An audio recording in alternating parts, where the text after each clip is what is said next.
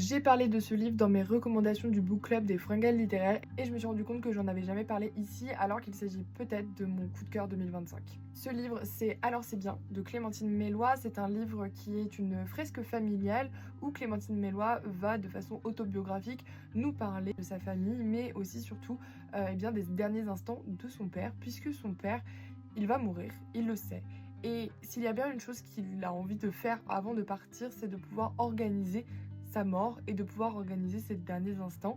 C'est pas au goût de sa famille qui, elle, a l'impression que du coup c'est déjà le mettre dans la tombe avant l'heure, mais en réalité ils vont se prêter au jeu parce que c'est sa dernière volonté et qu'ils ont envie de lui faire plaisir. Alors ce père c'est un artiste et ce côté artistique il va jouer énormément dans la préparation de cet enterrement puisqu'il va avoir envie de faire les choses un peu différemment, comme par exemple demander à sa fille de peindre son cercueil. Et à travers ça, Clémentine Melloy, elle va interroger les normes qui existent autour de la mort, du deuil, de l'enterrement, qui sont en fait extrêmement culturelles. Il y a beaucoup de choses qu'on fait sans se poser la question et sans se dire qu'on les fait. Elle va également montrer beaucoup de souvenirs, beaucoup d'anecdotes familiales, donc c'est un entremêlement entre des souvenirs qu'elle a de cette famille et à la fois du coup le temps présent entre guillemets, celui du récit, de la narration, qui est donc le moment tous ces derniers mois avant le départ de son père. J'ai trouvé que c'était extrêmement touchant, extrêmement drôle aussi, extrêmement bienveillant.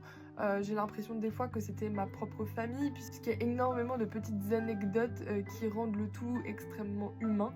Et j'ai été bouleversée par ce livre comme ça faisait longtemps que je n'avais pas été bouleversée. Je l'ai adoré, je l'ai dévoré d'une traite et je ne peux que vous le conseiller.